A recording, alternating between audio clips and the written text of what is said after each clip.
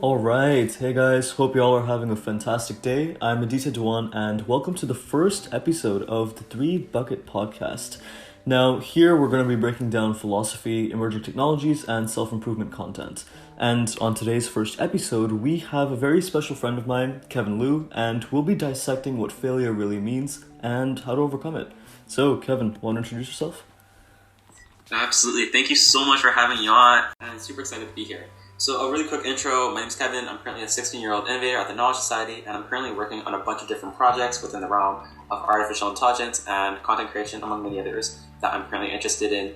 And yeah, I'm super excited to sort of dive into sort of what failure really is and breaking down into the different concepts behind it.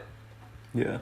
Now, I mean, this might be a kind of a stupid question to ask, but like, have you ever experienced failure? I mean, we've all experienced it. Absolutely, yeah. So particularly around that side of things, I think even just like this afternoon, actually, I think the best example of failure would be where I initially think I actually missed a really quick deadline for one of just requirements for one of my ventures. And on that front, I think actually I ended up getting a really quick like demotion or pulled away from a nomination for an award. And I think that was just like a stark reminder of how important it is sometimes to really stay on the ball and whatnot. But yeah, that's a great example, even just like this morning. But Yeah, definitely.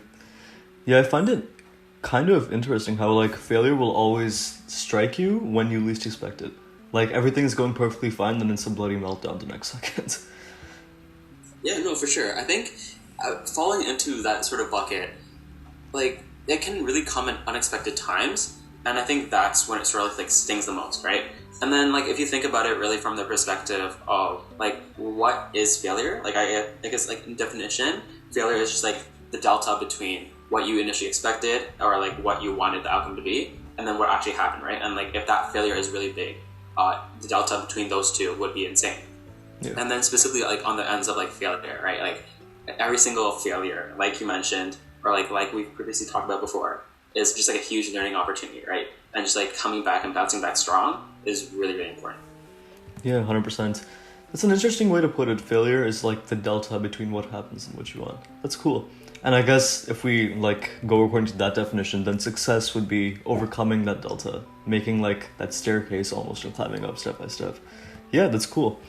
So here's actually a thought that just wanted to put out there. What do you think failure really is? Because if you take like someone insanely successful like Elon Musk, right? For him, probably losing $10 billion or having like, I don't know, $150 billion left in his bank account might be considered a failure, right? But I mean, for most of us on this planet, I think, I don't really think that would be anywhere close to that. So I mean, failure I think really is relative.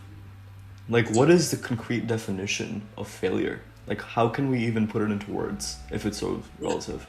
It's really interesting because, like, on one hand, like you mentioned, Elon Musk, like, losing $10 billion, like, even might possibly, like, it really depends on the individual, right? Like, on his perspective, maybe actually losing that $10 billion wouldn't be an issue, right? Simply because of the amount of wealth that he has, or even, like, because of what specifically the failure was, or like if he lost $10 billion like in an investment or like in a sort of like a research type of thing in terms of R&D, like depending on like the use case or depending on the specific scenario, I actually think like relatively speaking, like you really can't sort of like put that one encompassing sort of like lens on like what failure is on a broad scale. It really comes down to like the individual level, right? And beyond that, I don't really think that there's like anything that I personally think that you can really dive deeper into. Yeah, 110%.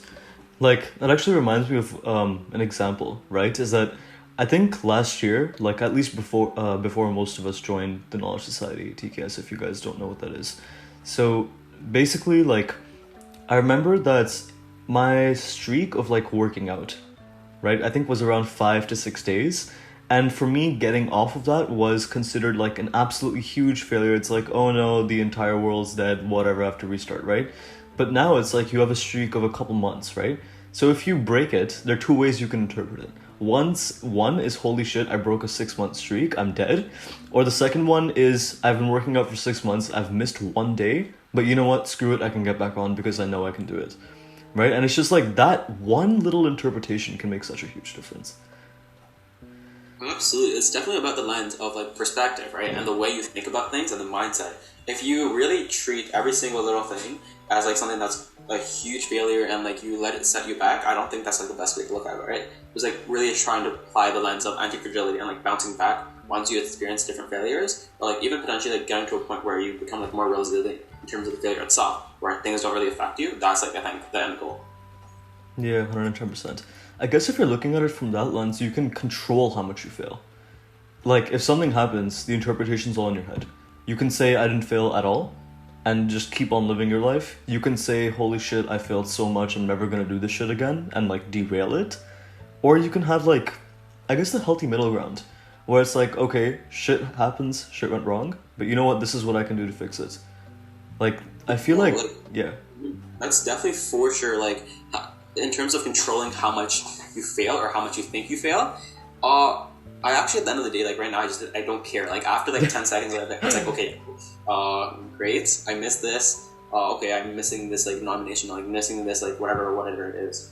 I actually like at the end of the day, I just don't care enough because like in the bigger scheme of things, like me being sad or sulking about it, like isn't actually gonna like change anything. And then on top of that, it's just like wasting time that I could be allocating to like other things that I want to be doing. That's like the next step in terms of like the big grander vision. Yeah, that's true. It's kind of interesting though, like if you look at the way that society is kind of structured today, it's like if someone fails, like even with some of my close friends, right? If they fail at something, I feel like a lot of times it's not how can I get better, it's okay, I'm gonna run as far as I possibly can from that problem and then just never look at it again. And it's just like, bro, you're missing out on so much opportunity like that. Like, I don't understand. Yeah. I think specifically in terms of like avoidance, that's actually a big one, and I think I can like specifically like talk about this more so like in terms of something that had previously happened a few months ago. So on that front, there was just like a low period where everything was going to shambles, and I can't like really talk about like the different specific details within it, but there was like different like things that were happening in the realm of I guess even just like personal development in terms of like my own like health as well, but then also surrounding that with a bunch of different issues within different relationships I was having. And on that front, like everything crashing down at once, I think I sort of like let that overwhelm me or like overtake me.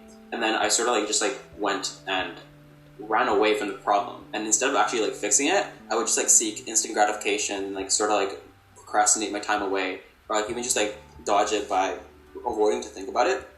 And then over time, it started like eat up a lot of my just internal sort of mental health and like self-esteem and different things within that bucket. And because I didn't address it earlier enough, I wasted the time within that period, but then also like it actually made it much harder to sort of adjust. So the aspect of decreasing the amount of time that you sort of spend like wallowing in the failures or like the failures per se, but yeah, like trying to reduce that and trying to actually minimize the effect that it has in your life is really powerful. Yeah. Yeah, I love the fact that you use like whatchamacallit, like that you use the fact that that you let failure like affect you. In a way it's like it implies that you have full control over how much you let it affect you. If you want it to affect you at 0 or a scale of 1 to 10, you can basically choose how much you want it to affect you. I think that's pretty cool. Like in this day and age, like especially in the school system, that's one thing I haven't really noticed. It's like it's just completely insane. I mean, we can come back to that, but for now, what do you think would be the importance of failure? Like why fail? If there was a world where we can all just be successful 110% of the time, wouldn't we all just do it? Yeah, it's definitely really interesting to think about, because when you're talking about the importance of failure, like you mentioned, if we don't fail, like on one hand, you're like, okay, not failing is great because they're like all go lucky, happy. But then like in the moments of actually failing, like it just sucks, A, it hurts, B, and then also C, it actually allows you to remember those experiences. Like it allows you to like actually be in the dumps and then sort of like experience those up and downs, like where just like life in general is just a bunch of different roller coaster rides. So on that front, like that's great and all, and like the 3 core pillars of like the importance of failures, I think it really comes down to that. But there's also this sort of concept that I've been thinking through about how you can really try to learn from other people's failures, right? And like try to actually avoid falling into the same traps yourselves. But based on like conversations I had with other like amazing entrepreneurs and CEOs and like different people, they've also said that sometimes you actually need to experience those failures yourself before you can actually like understand like truly the meaning or lessons behind it. So just like having that third person sort of perspective, or like having people tell you their failures, like might be helpful to some extent, but it actually sometimes requires you to actually experience them yourself. Yeah, 110%. If you really think about it, failure is just a survival mechanism, right? Like, go back, 20,000 years when we were all cave people and everything, is that if you fail at finding food for a day, the consequence isn't, oh, I learned to find food. The consequence is you're dead, right? Like, those people didn't really live on. So, I mean, it makes sense that in this day and age, like, if you experience failure, like, there's no rebounding, because in traditional times, you're just dead. Like, you didn't live long enough to understand the importance. So, from an evolutionary standpoint, it kind of makes sense, right? And once again, those that did survive were ones that are like, okay, I failed at finding it today. How can I do it next time? Like, how can I find better resources next time?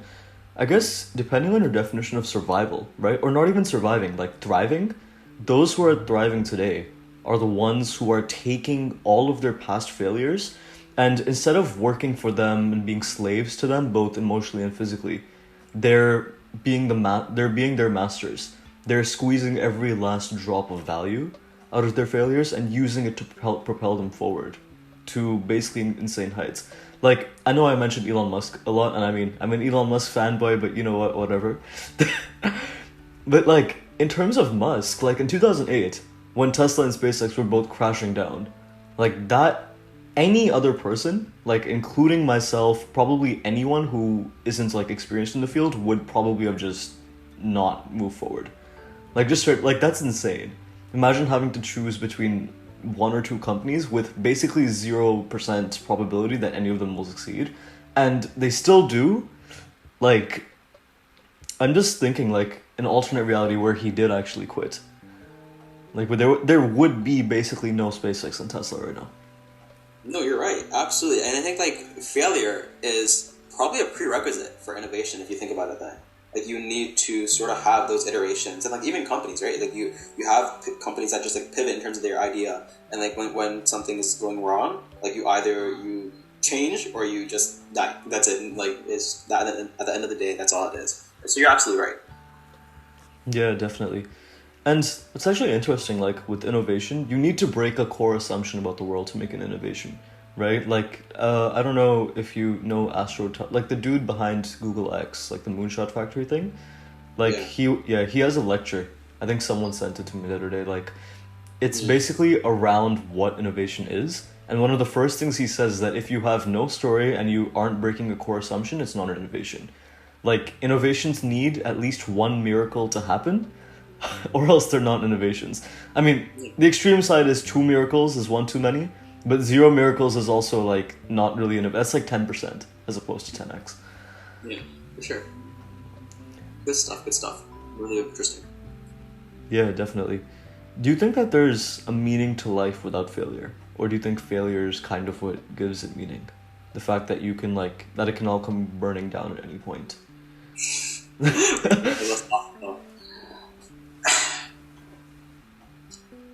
Like, on one hand, I would say that without failure, everyone would just be blobs, and like, you just won't really want to like really sort of do things. You'll just like be you'll be like at a constant sort of state of like, I wouldn't say like I would more so say just like being elated, right? Like, you would just be stagnant. You would simply just be still, and like that would potentially even cause like a lack of motivation per se. Where so like as a result, then like if everything succeeded, then I don't know actually like what the world would look like. So for example, like if someone wanted to build a company and that just automatically succeeded, like how would the systems sort of play a part in that? Or like if someone just like wanted to supposedly say like in school, like you can just like automatically just not do anything and just like achieve that like 100% or whatever. Like, I think in the current systems that we have, and in terms of like what the world looks like today, I don't think not having failure is a possibility. Yeah, 102%. Like, what's the point of a dream then? right? Like, if you look at conventional wisdom today, it's like, oh, follow your dream, follow your passion. But then, if you don't fail, and you can just straight up achieve the dream, then, like, what? There's no value. It's like inflation. The reason that money has value is that there's a certain amount of it. Otherwise, if everyone had $1 billion, then it's worth nothing, basically. So in that context, success would be like it. Success would be like that. If there's no work required to be successful, and everyone is just achieving 110% no work required, I mean, other than the fact that people like David Goggins would have an absolute heart attack, you would also have the fact that, like, that no one would have any dreams. Like, okay, you want to become an astronaut? Boom, you're an astronaut. Okay, this is cool. It's like, what's next, man? You can literally achieve anything. Yeah.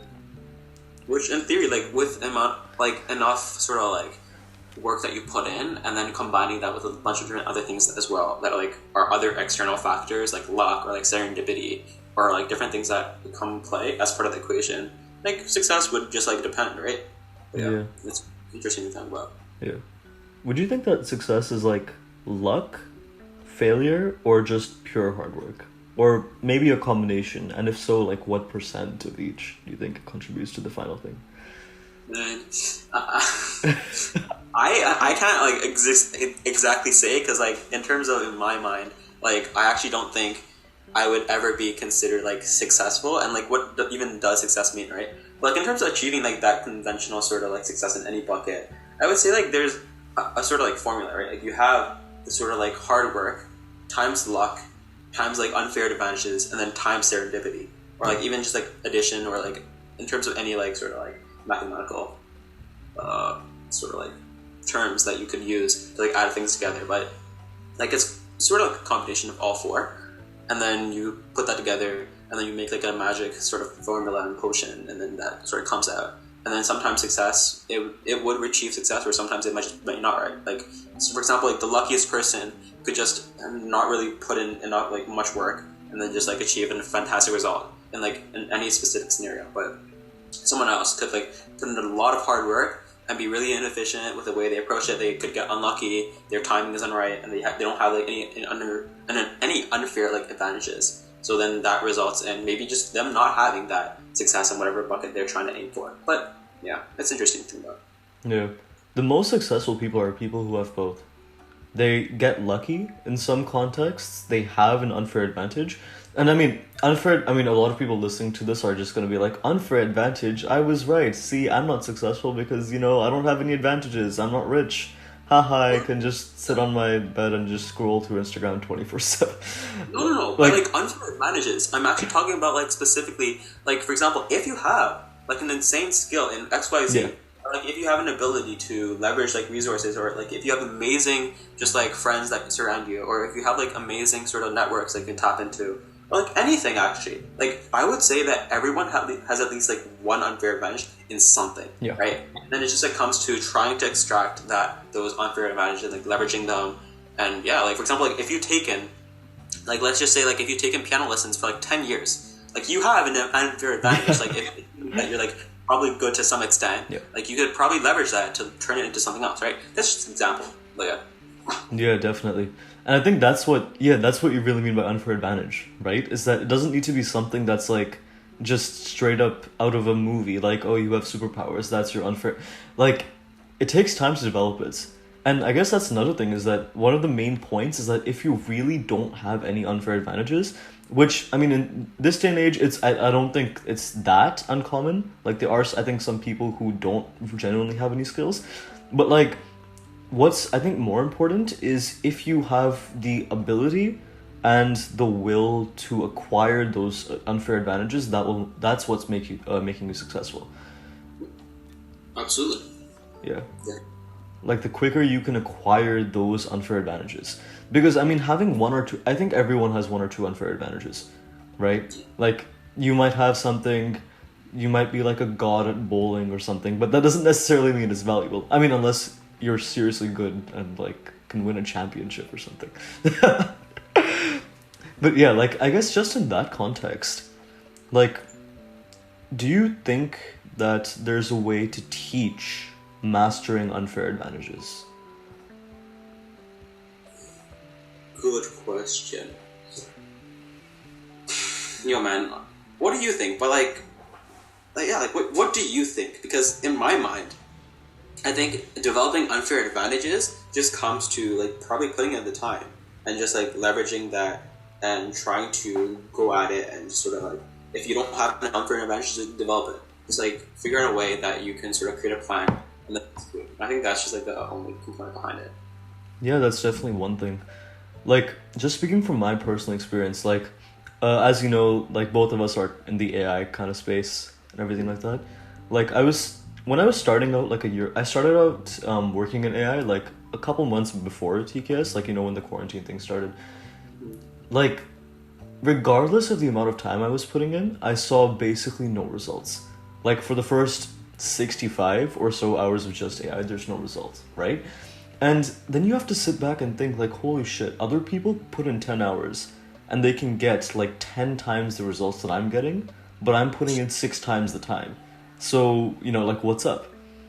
And I think that's probably one of the things that people kind of misunderstand about success. It's like, even if you have hard work, even if you get lucky, none of those things matter unless you have a novel or good approach. Like, the thing you're working towards needs to be valuable too, right? Like, if, once again, okay, I seriously need to stop using Elon Musk as an example. You know what? I'm gonna take Bill Gates. Why not? If Bill Gates decided to, like, I don't know, if he was just like, okay, you know what? I'm gonna come up with a startup idea in 1 month, and they didn't see, like, I think the computer on the Windows screen and decide that they're gonna write BASIC for it, and they decided to, like, go into the grocery chain or something and revolutionize that space. I mean, sure, it might have been bloody amazing and they might have put in 10,000 plus hours, but it's useless if the idea is shit. Fair enough, yeah. Yeah. Have you ever experienced anything like that? Where it's just like, oh my god, my approach is messed up, and it just hits you. Like, I'm doing the wrong thing. Yeah, I think the best example of this would be trying to overcommit and then do a lot of things unwell or like mediocrely well, if that's the right term for it. And then instead of like actually focusing on like a core set of things that like would drive the most value, like pick like maybe in just like 3, right? And like really dive in and get really good at that. Yeah. I think that's probably like one of the biggest like sort of like similar mindsets or like similar situations that I can think of straight off the top of my head. Yeah. Overcommitting, man. Bro, it's just like, I think that's also a symptom of lack of patience. Like, you're attacking one thing, it's like, holy shit, this isn't working, oh my god. And it's like, okay, you know what, let me just pile up 6 or 7 other things, and all of them might succeed, but in reality, you just decrease your probability of succeeding even more. Like, sure, you're diversified. Like, it's the same, it's kind of like investing, actually. Like, if you treat investing your time like you treat investing your money, then I don't think anyone would make half the investments they make. Yeah. Like, people just like don't really value time, and like I think it's really easy to do that because in like society, so like since you're like a kid, like for example, even school, like it's not necessarily taught in school, right? Yeah. And then like it's that sort of compounds over time, and like people sort of like don't really maybe even have like a set value in terms of money like wise in terms of like how much your time is worth potentially. So yeah, it's like definitely really interesting. Yeah. That's an interesting point. The fact that school doesn't teach you like time, it does teach you time management, but it doesn't teach you time effectiveness. Yeah. Like, it teaches you how to get the most done, but it doesn't teach you what you should be doing, if you know what I mean. Yeah, no, like I think as well, even then, like maybe potentially it just doesn't even touch on that at all, because like there's like more important, quote unquote important curriculum, like the different like subject areas and like trying to like so it's definitely really interesting to think about. Yeah.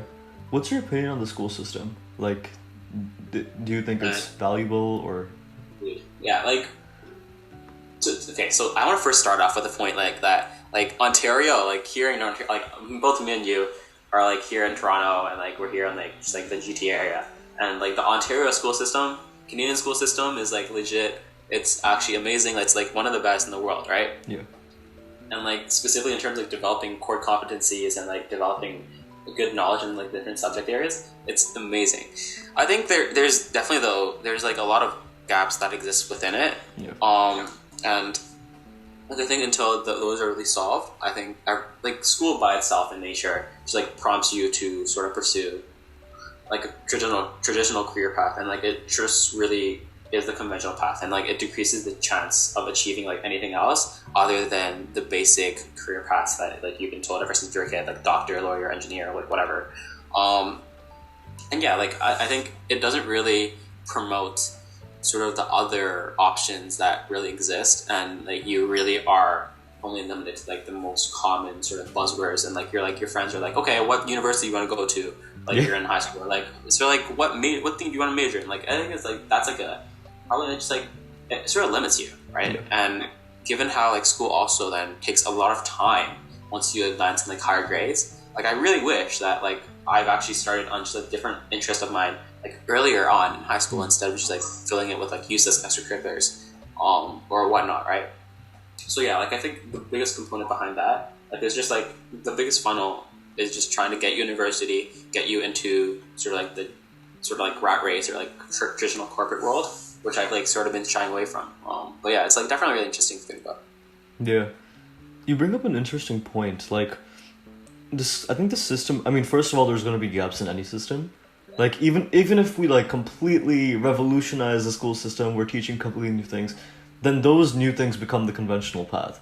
Then you have the same problem over and over again, right?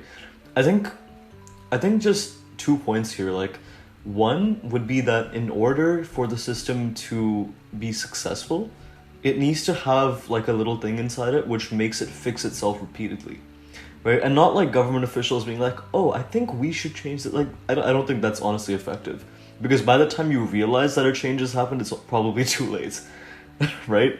So I think maybe something in the school system which promotes looking for things that aren't taught, like maybe just 1 or 2 courses that are just all about like not civics and careers, right? Like I'm that I think we can just agree that doesn't work for its purposes, but like something different that would not necessarily force students, but get them to think that, okay, this is how you've been living, but what do you think is the best way to live, right? Like forcing them to ask these questions that will kind of act as a forcing function to reevaluate their life and understand where they want to go.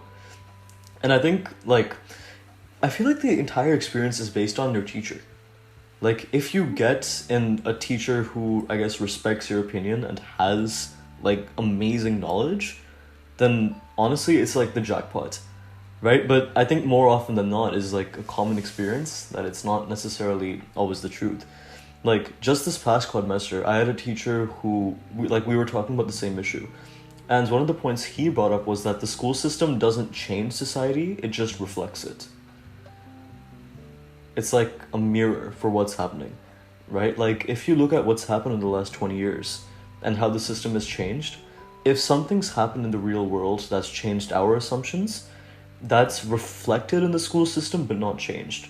So like an example of this, like if you look at recent awareness, right, about things like LGBTQ communities, feminism, that kind of thing, right, which is obviously 110, that's good.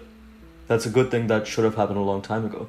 And because of that, schools started reflecting that, right? It gets reflected through government policy, through people's opinions, and that's kind of what happened. But on the flip side, you can look at a negative implication of that, is that there's also more of a conventionality aspect nowadays. And I feel like this is now more than ever, right? Because I feel like the value of college degrees are going down as more are issued. Yet at the same time, previous generations who grew up with degrees being valuable are kind of like, not necessarily pressurizing, but they're the ones in power, right? So because of that, schools reflect it, which is kind of an interesting proposition. What do you think? Yeah, no, that's definitely really interesting to think about, right? And I think that's like completely true as well, right? So that's definitely something to like really be sure that like as part of the next generation, like no matter who you are that's listening, sort of like the thought process I'm thinking about is like, okay, how can we actually sort of think about the ways that we can build upon the existing system to then propel it forward, and like having a course that would like just like force you to ask the questions that you really need to ask in order to like level yourself up and like not follow that sort of traditional sort of pathway, and even like just like applying the mindsets that you should really be adopting as part of your everyday life to sort of achieve that unconventional sort of success that some people just like might want, right? And another portion I think as well, though, I do agree that like the school system is like flawed in some categories, but it's achieving the purposes that it's been set out to do. Like based on like how it's built and like based on like what it's currently producing, like it's achieving the goals that it's set out to do. Like it's the goal of the like elementary and like secondary system is to try and take that and then take these students and then get them into university, and then once that's done, like it's out of their reach and the scope, and then also like the universities are trying to get you jobs, and then that's it. Like beyond that, it's like okay, you're then confined to like some sort of workspace for like the next like 40-50 years, and you like might not even enjoy it, right? So yeah, it's like it's achieving the sort of goal it's wanting to do. But yeah, I think that's the scary part, right? Like if you're a government official in charge of school, the point of the system is basically just create employees for the workforce, right? Like that's why universities have so many specializations, right? It's like you need an adequate amount of people to be funneled into each one. And I think for those of you who don't know, like right before this in TKS we have things called challenges, right? So for this past one, the United Nations came in and they're kind of just like, okay, we want you guys to help us improve female digital literacy globally, right? Like digital literacy, but like education as well. Like definitely. Just like building on top. So that was like a really valuable challenge. And like both me and Adi were working on sort of, and two others, JB and Anuraj, like we were just sort of breaking down like what are the core problems that exist in the world and like different areas and like different markets and different regions. And like for example, we settled on like Rwanda specifically, and we explored like the different gaps that exist there, right? And like the contrast, like if you were to compare it to like someplace like Canada here, like the gaps are enormous. Like just like how lucky we are to sort of have a robust existing education system that we have here. But like approaching it from sort of like going in and building things from the ground up and like providing a recommendation, that was definitely really interesting as well. So like it's really enlightening to see like the different ways that you can look at things and then go from there. But like beyond like conversations beyond this, I really don't think that we can currently like beyond just like trying to introduce like policy to change things up and trying to advocate. I really don't think that there's anything like that we can do. So yeah, it is what it is. That's just how it is. Yeah, I think that's like the TLDR of the entire school debate. And what's interesting is that the reason that I brought like the challenge aspect up is that if you look at Rwanda right now, right, one of the main problems that we found as we were diving deeper into it was the fact that these guys have tons of infrastructure, but the problem is that not enough people inside universities are specializing into communications, technology, etc. Right? Even if they are, they're all going kind of like the same common routes, right? Like, if you look at the University of Waterloo, they have dozens of specializations, right? Like, you have AI, you have things like mechatronics and other completely insane things, right? And the point is that if you have enough people specialized into each industry, you get experts. And if you get experts, they advance the field, more money for the economy, growth, etc. And I think that's a very interesting theme, is that this entire system is very new, right? It's economic growth as a whole is so insanely new. Like, if you were living 5,000 years ago in a random village, bro, you expected that your grandchildren's lives were much, much worse than they were currently. Like, the economy was in a current state of either stagnation or it was either being pillaged by some neighboring country. And for the first time, we have a thing where if the economy isn't growing, or if it grows slightly less than it did last year, then it's like a public outcry. Like, oh, the GDP only grew like 1% this year. Oh no. And it's like, the fact that it's growing at all is like, from a perspective of human history, is a bloody miracle. Like, and that's something that was very surprising to me. Like, this was mentioned in Homo Deus, which was one of the books of Yuval Noah Harari. Check it out if you guys haven't. But that's kind of what it's talking about. And just based off of that, like, it makes sense that even though the degree is just a paper that we place value on, the fact of the matter is that if you don't participate in it, then you're unlikely to get far, right? Like, it's not just a matter of, oh, the school system's bad, I'm gonna drop out. Like, that's obviously not going to result in anything unless you're some sort of like genius, Yeah, no. Like beyond that, I think just like to wrap this whole thing up, the whole debate is like okay, keep going to school. Just like leverage Yeah. if you have access to like amazing schooling system that is like in developed nations. Just keep going until like you sort of find like if you find sort of like a better purpose that you could be doing with your time and you see an actual like end vision in mind that you want to create for yourself. By all means, I guess like do what you did and like do what you want to do. Don't reflect. I'm not like telling you to do anything. It's just like Yeah. this is just like my thoughts. So don't just like quit school because of me. But like, yeah, I think as well. I'm probably most likely also just like gonna head down the university path, like whatever college path, because of the fact that I want to sort of meet amazing people and like sort of like network with people as well. That then I could sort of connect and sort of build amazing stuff with. But yeah, like so like, definitely is like, follow the path and whatnot, but try to like really have in mind what the purpose of your path is. Yeah, definitely.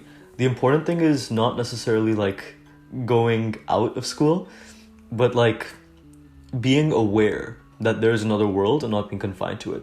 So if you have like an idea or you think that okay, I want to achieve this goal, you don't need to wait for school to teach that to you. Don't necessarily drop out, but find that like you have the bloody internet nowadays. You can learn literally anything that's not extremely hands-on. Like you to some extent you still can't learn like how to do a surgery online. Like that we don't have the technology to do that, right? But if you have a skill that you need to learn, if you want to develop a high income skill, you can do that outside of school. And what's interesting is that we can use that skill to perform better in school. And yeah, I think that's like the TLDR of that debate. So what do you think are some tips that the viewers can take away to embrace failure and discomfort? Because, happens everywhere, happens all the time. But I feel like YouTube is filled with people who are like, oh, get over it, but it's like, how? Everyone knows they should get over failure, but the important question is, how do you do it? Yeah, I think this is actually something that's like a great question. Ray Dalio, a famous author, famous investor, and famous legit person, in his book Principles, and like in his video series as well, he's mentioned like a sort of like thought process that you can approach failure with and developing anti-fragility, right? So first, like when you have like sort of like that failure, like take a step back and like don't react like right away and just like allow yourself to process it. Like give yourself like a set amount of time. Like just like that set amount of time like isn't like confined. It doesn't have to like be mandatory like just for you to carry out on. But just like say like maybe it's like try to take a step back and give yourself like maybe a few hours to think or like whatnot. Like even just like a half an hour or whatnot, depending on like how big the failure is or whatever it is. And then like try to analyze specifically like what went wrong or like what you can really take away from it or like the core principles and lessons that you can extract from it. And then like once you have that sort of taken care of or like try to figure out like what you can do to mitigate it in the future and then like leverage that. I think that's essentially like you have a formula, you have everything that you can get from it. And any mulling or like dwelling on top of that is just, it doesn't really help you, right? Yeah. It doesn't like serve your purpose. And in some cases, like what you're feeling is like valid, right? And you could be just feeling a lot of negative emotions and you could be just like unwell. And like depending on what it is, what failure it is, like it just might take some time like to get over it like properly, right? And like it's definitely dependent on a case by case basis. But it's just like about like trying to be really kind to yourself and sort of like not allow your thoughts to overtake you and dominate you, and be kind to yourself and try to like reflect and then also leverage that to then supercharge yourself in the future. That's essentially like my whole sort of formula that I've been operating under. And I think like Ray Dalio is just like a super legit person that you can look up to and like sort of look deeper into as well, and then see if you can like extract more value from himself. Yeah. I was reading David Goggins' book Can't Hurt Me, and first of all, if you guys haven't read that, like that, I think that book, there's a lot of books that it'll change your life, but if you do the shit that's in that book, I promise you that there is an entire world out there that you haven't seen. But I think the reason I bring that up is because I think the military has this thing called action reports, and the entire point is that once you've done a mission, regardless of whether it's being successful or like a failure, you break down everything that happened. You break down 3 things: what went wrong, what went right, and how you can fix it for the future, right? And it's interesting how even in every failure, there's always things that went right, right? Like an example of this, for example, like this in particular was with regards to AI, right? So I was kind of failing, didn't really achieve anything for a long time. So even in that, there are things that went right. The fact that AI started earlier, that was probably a good thing because it allowed me more time to get better. And the fact that I found courses online, I did that thing, I was being proactive. Yeah, that's cool too.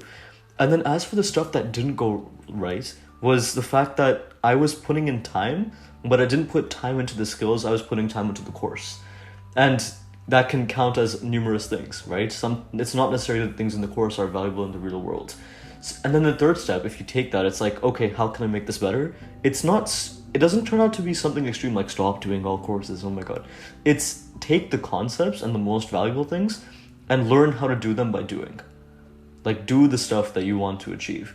That if you want to get really good at AI, then start building models. Start doing insane things in the field. And I think that's really what takes you forward in any field, right? It's to use and it's interesting how we know what we should be doing.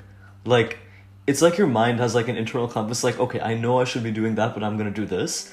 And whenever you ask someone else for advice, like, hey, can you help me with this? I have this problem, can you help it?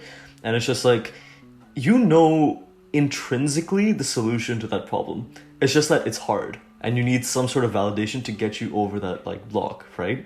It's like resistance is the compass towards like something greater. It's like an accompaniment to the map of your dreams. Absolutely, for sure. Yeah. Yeah. And I guess to wrap this all up, I just have like one more question. If there was one thing that you think changed your life and helps you embrace failure, what would it be? And what do you think the audience can take away from that? Yeah, man. I think that would just bounce that question right back to you as well. In my mind, though, I think something that's been the biggest sort of lesson that's really helped me embrace failure is that, the thought process is everyone can be okay, I love failure. Yeah. But, you actually, experience it until you actually, go through it, there's no way that, if failure sucks, nobody likes failure. Yeah. Right? Nobody likes, that sucky feeling and, likes that sort of depressing sort of vibe. But I think once again, that sort of Ray Dalio's sort of principles and methodologies that he uses to approach that anti-fragility aspect and bouncing back from failure, I think that's the most valuable sort of formula you can take away and then apply. That's it. 110%. And those who embrace failure stand out. And it's interesting, people are I need to be so special to be successful, and it's no, you don't. If you have the slightest bit of awareness that, hey, failure is good and I'm gonna go seek discover, if you have that, and even if you hear this and you're I don't, but you decide to cultivate it, the end thing is that it's completely a choice.